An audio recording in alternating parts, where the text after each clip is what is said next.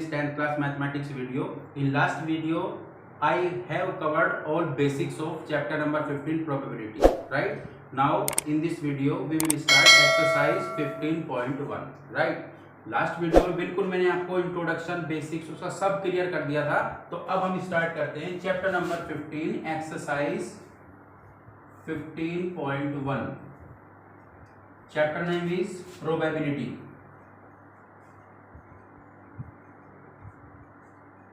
Right. तो अब आप बेटे देखिए, आप एनसीईआरटी बुक लीजिए, उसमें देखते हैं exercise 15.1 question number 1. Complete the statement. आपको स्टेटमेंट कंप्लीट करने हैं. First part, probability of event E plus probability of event not E. अब आपको फिल करना है इसमें क्या आएगा. तो क्वेश्चन नंबर 1 फर्स्ट पार्ट, तो मैंने आपको क्या बताया था, पीई प्लस पीई बार. पीई बार क्या था यहाँ पे, नोट ई वाला केस था. तो इन दोनों का सम ये कितना होता है, इज इक्वल टू 1. तो जो आपका फिल इन द ब्लैंक्स आएगा उसमें क्या आ जाएगा, 1. अब देखिए सेकंड पार्ट इसका, the probability of an event that can not happen. मतलब वो वाली प्रोबेबिलिटी जो हैपन ही नहीं हो सकती, वो घटना घटित ही नहीं हो सकती. तो क्या आ जाएगा फर्स्ट पार्ट में इसके, जो फिल इन द ब्लैंक्स करेंगे, that is 0. Such event is called, क्या बोलते हैं इसको, इम्पॉसिबल इवेंट.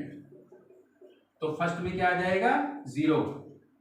राइट. और जो सेकंड वाला फिल इन द ब्लैंक्स है, दैट इज इम्पॉसिबल इवेंट.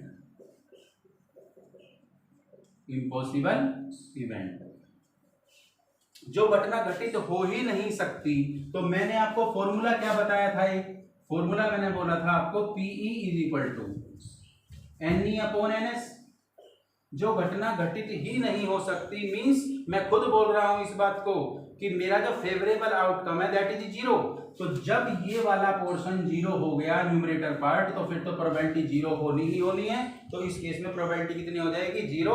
और ऐसे इवेंट को क्या बोलते हैं, इम्पॉसिबल इवेंट. अब देखिए third part, the probability of an event that is certain to happen. मतलब मींस क्या हुआ इसका, कि वो वाली प्रोबेबिलिटी जो सर्टेनली हैपन होनी ही होनी है, 100% होनी है. राइट. मैंने खुद बोल दिया 100%. तो उसकी प्रोबेबिलिटी कितनी हो जाएगी, that is 1. Right. Such an event is called, इस इवेंट को क्या बोलेंगे. तो देखिए इसमें भी दो कितने हैं, फिल इन द ब्लैंक्स हैं. In first fill in the blanks we will write 1. और ऐसी प्रोबेबिलिटी को क्या बोलते हैं, या तो बोलो श्योर इवेंट, श्योर इवेंट. और इसको सर्टेन इवेंट भी बोलते हैं. सर्टेन, सर्टेन मींस निश्चित. ऐसे इवेंट को सर्टेन इवेंट भी बोलते हैं. अब देखिए नेक्स्ट पार्ट पे हम चलते हैं. यहाँ पे the sum of the probabilities of all the elementary event of an experiment. जितनी भी प्रोबेबिलिटीज आपने फाइंड की किसी भी क्वेश्चन में, अगर उनका मैं सम लेता हूं तो वो फिल इन द ब्लैंक्स करना है. तो आंसर आ जाएगा 1. आप फिल कर दीजिए इसको. फोर्थ पार्ट में क्या आ जाएगा, 1. Fifth part, the probability of an event is greater than, equal to and less than और इक्वल टू. तो मैंने आपको ये बात क्लियर की थी. तो फोर्थ पार्ट में तो क्या आ जाएगा बेटा, 1. और फिफ्थ पार्ट में देखते हैं.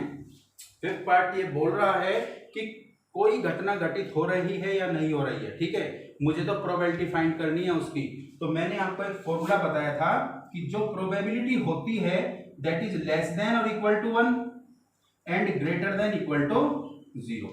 तो यही क्वेश्चन में है आपके, कि मैं फिर एक बार इसको रीड कर देता हूं. The probability of an event is greater than equal to. तो ग्रेटर देन इक्वल टू किससे आ जाएगी, 0 से. एंड लेस देन और इक्वल टू किससे आ जाएगी, 1 से. तो फर्स्ट वाला जो फिल इन द ब्लैंक्स है, then you will write 0 and in second place you will write 1. Question complete हो गया. कितना इजी सा क्वेश्चन है ये. Now we move to question number 2. Which of the following experiments have equally likely outcome? अब बेटे ये equally likely एक वर्ड आ गया यहाँ पे. equally likely क्या होता है, तो आप इसको ध्यान से सुनिएगा.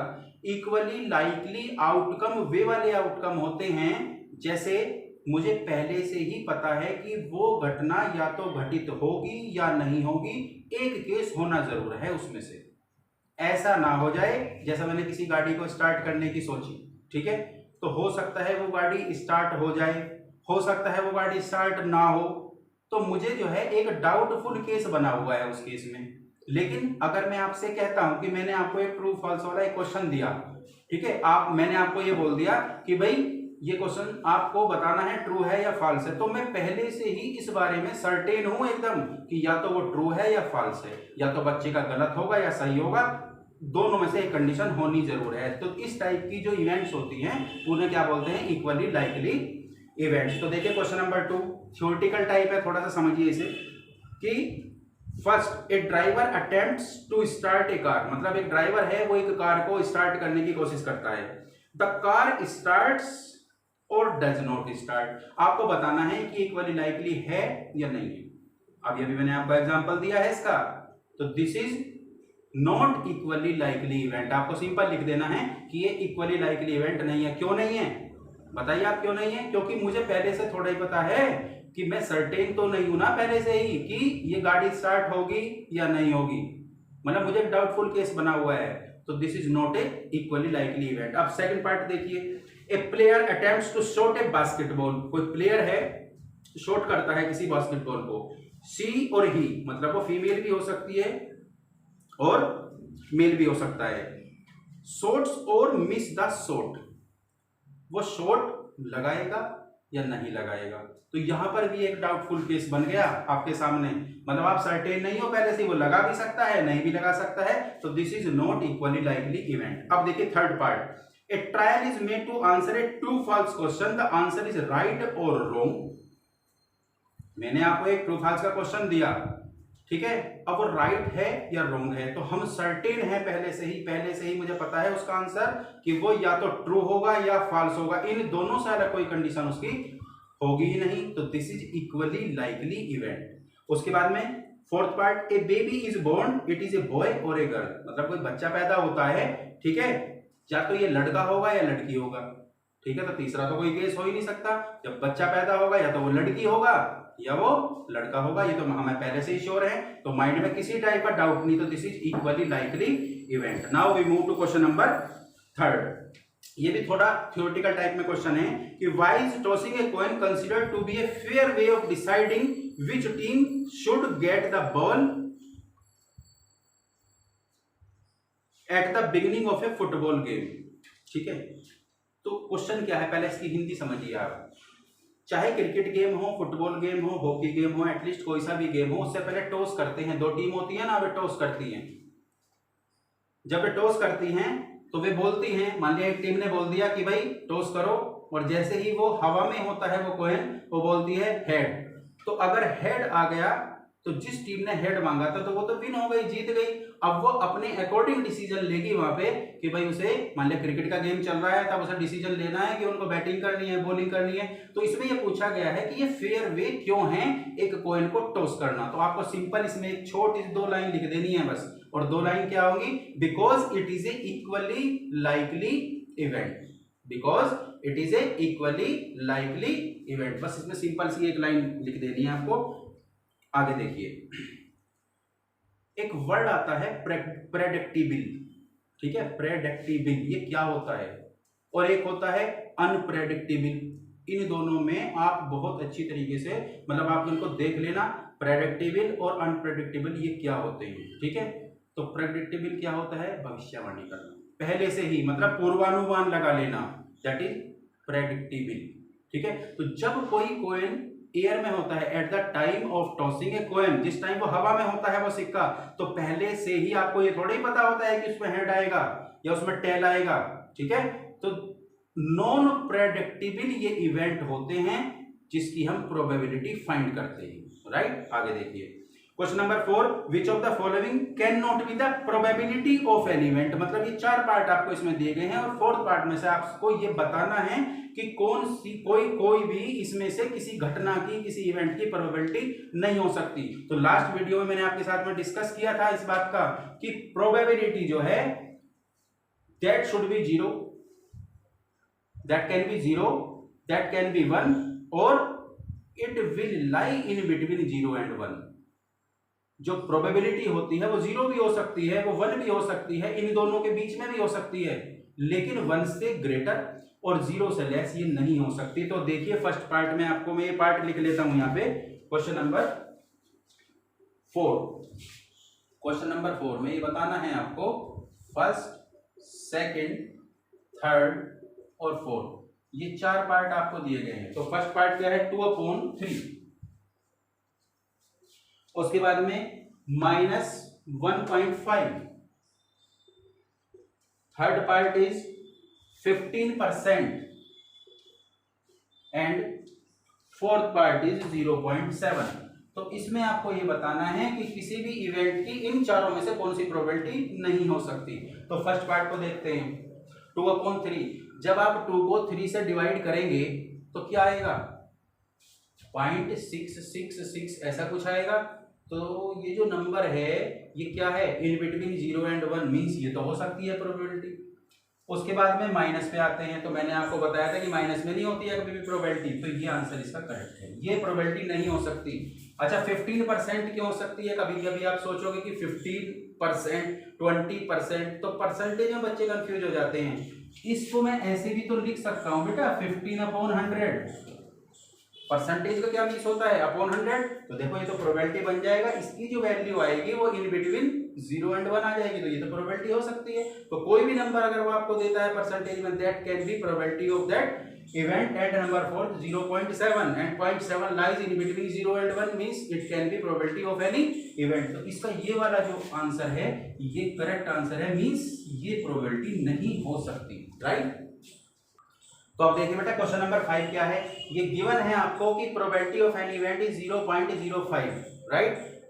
तो क्वेश्चन क्या किया है उसके आगे कि what will be the probability of naughty. Naughty पूछा है इसने, नोटी मींस क्या होता है पीई बार, ये इसने आपसे क्वेश्चन कर दिया पीई बार क्या होगा। तो देखिए फ्रॉम, अभी मैंने आपको फॉर्मूला बताया था कि P E probability of an event plus probability of an event means naughty वाला केस, इन दोनों का सम कितना होता है 1। तो यहां से पीई बार कितना हो गया आपका, ये हो गया 1 माइनस पीई, ये बन गया। तो 1 माइनस पीई कितना गिवन है आपको, यहाँ देखिए 0.05, तो ये कितना बन गया 0.95 और इसका ये आंसर आ गया बेटा। तो अब देखिए बेटा क्वेश्चन नंबर 6, ए bag contains lemon flavoured candy only. एक बैग है उसमें कुछ टॉफियां हैं जो फ्लेवर्ड कैंडी होती हैं, ठीक है, वो कौन सी हैं लेमन फ्लेवर्ड की हैं। उसके बाद में देखते हैं Malini takes out 1 candy without looking into the bag. अब मालिनी ने क्या किया कि बिना बैग में देखे उसने वहां से टॉफी उठाई। What is the probability that, अब इसने प्रोबेबिलिटी पूछी है इसने, that she takes out number first orange flavoured candy. अब वो बिना बैग में देखे और वो एक टॉफी निकालती है वहां से। अब इस बात की प्रोबेबिलिटी इसने पूछी है कि उसके हाथ में आ जाए ऑरेंज फ्लेवर्ड कैंडी। तो बेटा क्या ऐसा पॉसिबल है कभी कि जो बैग है उसमें तो है सारी लेमन फ्लेवर्ड, ठीक है, और जो इसने पूछा है इस बात की प्रोबेबिलिटी उसने पूछ ली कि भाई वहां से उसके हाथ में कौन सी आ जाए ऑरेंज फ्लेवर्ड, तो ऐसा तो पॉसिबल नहीं है। तो क्वेश्चन नंबर 6 का फर्स्ट पार्ट प्रोबेबिलिटी क्या हो जाएगी इसकी, प्रोबेबिलिटी ऑफ एन इवेंट वो कितनी हो जाएगी, फॉर्मूला मैंने आपको बताया था NE/NS, ये वाला फॉर्मूला बताया था। या फिर आप इसको सिंपल एक लैंग्वेज में भी दे सकते हो इस क्वेश्चन को कि इट्स एन अनसर्टेन, ठीक है, इट्स एन इम्पॉसिबल, ऐसे भी लिख सकते हैं इम्पॉसिबल इवेंट। क्यों है इम्पॉसिबल, लेमन फ्लेवर्ड है एक बैग के अंदर और उसने प्रोबेबिलिटी पूछी है कि उसके हाथ में तो ऑरेंज वाली आ जाए, तो it's an impossible event so probability will be 0। तो ये तो आ गया इसका आंसर 0। अब सेकंड पार्ट की तरफ मूव करते हैं। आप इस फॉर्मूले को ना भी लगाएंगे तो भी काम चलेगा। अब सेकंड पार्ट की तरफ चलते हैं। इसने पूछा है a lemon flavoured candy, lemon flavour किसके हाथ में आ जाए, तो लेमन की तो आएगी क्योंकि ऑलरेडी बैग में लेमन फ्लेवर्ड कैंडी पड़ी हुई है। तो सेकंड पार्ट का हम क्या आंसर लिख देंगे, it's a certain event, it's a sure लिख दीजिए या सर्टेन लिख दीजिए, एक ही बात है। तो it's a certain event so probability कितनी हो जाएगी उस इवेंट की 1। तो श्योर वाले की तो 1 होती है और इम्पॉसिबल वाले की 0 होती है। Now we move to question number 7। It is given that, देखिए बेटा अपना आप एनसीईआरटी की बुक देखिए। It is given that in a group of 3 student, 3 students का एक ग्रुप है, उसमें the probability of of two students not having the same birthday, not having the same birthday is 0.992। क्या गिवन है इसमें? प्रोबेबिलिटी दे दी इसने, given probability of that event is 0.992। ये दिया हुआ है इसने आपके बुक में, देखिए आप ध्यान से। What is the probability that the two students have the same birthday? तो अब इस बार अब इसमें क्या किया इसने, इसका केवल उल्टा करके पूछ लिया। पीई इसने गिवन है यहाँ पे और पीई बार इसने पूछा है, फाइंड करना है मेरे को पीई बार, ये फाइंड करना है ये क्या होगा। तो फ्रॉम फॉर्मूला कौन सा है आपके पास में, P E bar will be equal to 1 minus P E, ये मैंने बताया था। तो 1 माइनस पीई कितना है 0.992, तो इसमें से 1 में से आप इसे माइनस कर देंगे, ठीक है। तो आंसर आ जाएगा इसका, अच्छा देखो इसका आंसर आ जाएगा बेटा 1 में से 0.992 को माइनस करेंगे तो 10 माइनस 2 8, 9 माइनस 9 0 और 9 माइनस 9 0 और ये आंसर आ जाएगा इसका 0.008। बिल्कुल सिंपल सा आंसर है इसका, right. Now we move to question number 8। A bag contains 3 red balls and 5 black balls. एक थैला है हमारे पास में, बैग है, उसके अंदर 3 तो रेड बॉल्स हैं और बेटा 5 ब्लैक बॉल्स हैं। तो देखिए नंबर ऑफ रेड बॉल्स 3 हैं and number of black balls, black कितनी है उसके अंदर 5, ऐसा ही दिया है ना।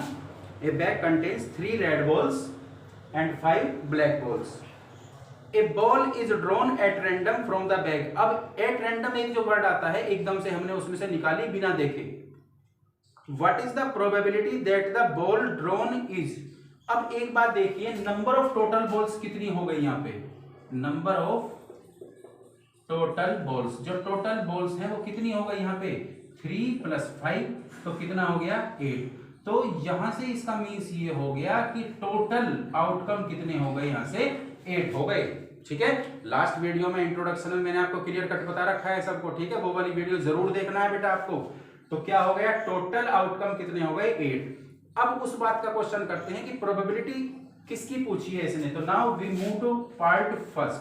तो पार्ट फर्स्ट में इसने क्वेश्चन आपसे कर दिया कि what is the probability that the ball drawn is red, means जब उसने उस बैग में से एक बॉल को एट रैंडम निकाला तो उसके हाथ में रेड कलर की बॉल आ जाए। तो इस केस में NE कितना हो जाएगा, रेड बॉल कितनी थी उस बैग में 3, तो प्रोबेबिलिटी कितनी हो जाएगी, सो PE = NE/NS। यही तो मैंने फॉर्मूला बताया था आपको इंट्रोडक्शन वाली वीडियो में। तो NE कितना है 3 और NS कितना है 8, तो एक आंसर तो बेटा ये वाला आ गया, राइट। अब उसके बाद में इसने सेकंड पार्ट में पूछ लिया कि नॉट रेड, वो बॉल रेड ना हो, तो इस बात की प्रोबेबिलिटी बताइए। तो इसने क्या पूछ लिया, PE, ये क्वेश्चन कर दिया, PE बार पूछ लिया। जब वो रेड थी तो प्रोबेबिलिटी ये थी, अब वो बोलता है कि रेड ना हो, तो इस केस में जो रेड हो उसको 1 में से माइनस कर दीजिए। तो 1 minus PE means 1 minus 3/8 and 8 बन जाए 8 माइनस 3 मीन्स 5/8। एक आंसर फाइनली इसका ये आ चुका है, राइट। अब देखिए बेटा क्वेश्चन नंबर 9 पे मूव करते हैं।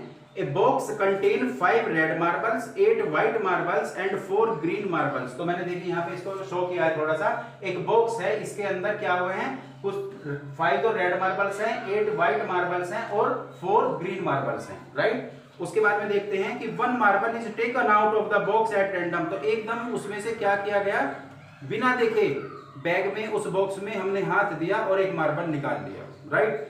अब पूछा क्या है, what is the probability that the marble taken out of, वो जो मार्बल का पीस है वो जो हाथ में निकल के आया, बाहर आया, दैट इज रेड, व्हाइट और नॉट ग्रीन।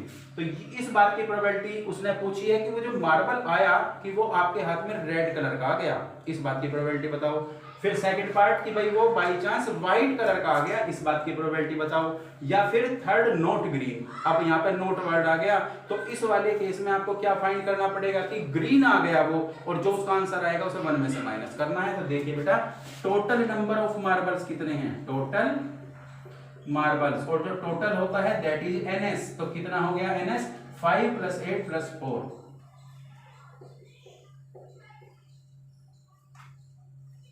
तो टोटल कितने मार्बल्स हैं उसके अंदर बॉक्स के 17। तो ये तो NS हो गया। अब फर्स्ट केस पे जाते हैं बेटा। देखो प्रोबेबिलिटी कितनी बनेगी। फर्स्ट केस में क्या पूछता है कि उसके हाथ में रेड मार्बल आ जाए, तो इस केस में NE कितना हो जाएगा, नंबर ऑफ फेवरेबल आउटकम, वो कितना हो जाएगा, रेड कितने थे 5, तो सो प्रोबेबिलिटी कितनी हो जाएगी, PE = NE/NS। सिंपल सा एक फॉर्मूला है। तो NE कितना है 5 और NS सब तीनों पार्ट के लिए NS, तो ये यूज होना है, तो 5/17। एक आंसर ये आ गया। अब उसके बाद में सेकंड पार्ट देखते हैं। सेकंड पार्ट में वो बोलता है कि व्हाइट मार्बल उसके हाथ में आए, तो इस केस में फेवरेबल आउटकम कितने होंगे, व्हाइट कितने थे यहाँ पे देखिए 8 थे, तो इस केस में प्रोबेबिलिटी कितनी NE/NS, तो ये कितना हो गया 8/17। तो एक आंसर ये आ गया। अब थर्ड पार्ट में मूव करते हैं, इधर कर लेते हैं बेटा थर्ड पार्ट।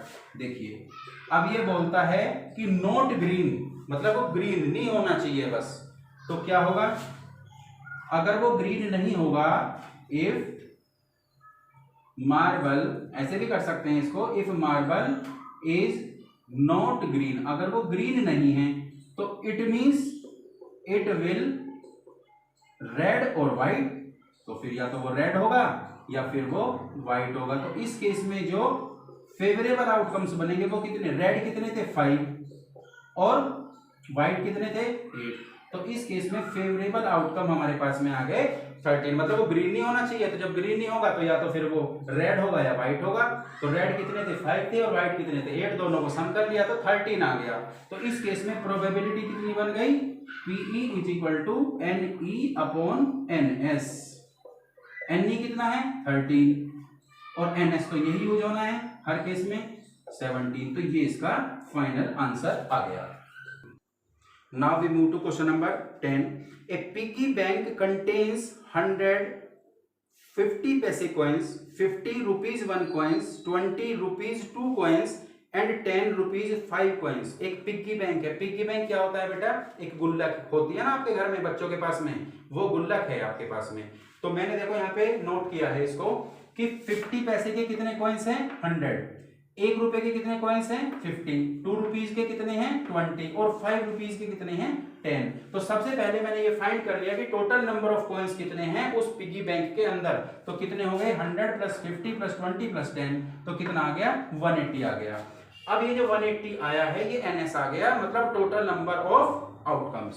तो अब इसने क्वेश्चन मेरे से किया है दो पार्ट में कि ये जो इवेंट है इक्वली लाइकली है, मींस अगर मैं गुल्लक को उल्टा करूंगा, दिया हुआ है आपकी बुक में कि अगर मैं गुल्लक को ऐसा करता हूं अपसाइड डाउन, उल्टा कर देता हूं उसे, तो इस बात की प्रोबेबिलिटी बताइए कि वो जो कॉइन बाहर आएगा उससे वो 50 पैसे का होना चाहिए, 50 पैसे का सिक्का होना चाहिए वो। तो NE कितना हो गया, फेवरेबल आउटकम कितने हो गए, 50 पैसे वाले कितने कॉइन्स थे 100, तो NE हो गया 100, तो प्रोबेबिलिटी कितनी हो गई NE/NS, NE की वैल्यू 100 और NS की वैल्यू 180, तो 0 से 0 कैंसिल हुई, 10/18 और 2 5 10 2 9, that means final answer will be 5/9। अब जो सेकंड पार्ट इसने बोला है कि it will not be A 5 rupees coin, वो सिक्का 5 रुपए का नहीं होना चाहिए, चाहे दूसरा कोई सा भी हो जाए। तो दूसरे कौन से हैं, तो 50 1 और 2, ये 5 का नहीं होना चाहिए। तो इस केस में NE कितना बनेगा, जो हमारे फेवर में होंगे, तो इसको छोड़ दीजिए, तो इतना हो जाएगा फेवर वाला, मींस 100 + 50 + 20 मींस 170। तो इस केस में प्रोबेबिलिटी बता दो, प्रोबेबिलिटी कितनी हो गई NE/NS, तो कितना हो गया बेटा, NE कितना है इस केस में 170, और टोटल कितने सिक्के थे उसके अंदर, ये वाले, यही तो NS था 180, तो 0 से 0 कैंसिल हो गई and final answer will be 17/18। तो इस तरीके से बेटा यहाँ पे हमारे 10 क्वेश्चन कंप्लीट हो गए हैं इस वीडियो में, ठीक है। अब नेक्स्ट वीडियो में we will cover from question number 11 to question number 25, जितने भी इस एक्सरसाइज में है, तो नेक्स्ट पार्ट आएगा इसका एक वीडियो का, उसमें हम कवर करेंगे, बाकी की एक्सरसाइज को वहां पे कवर कर देंगे, ठीक है। तब तक के लिए thank you, have a nice day.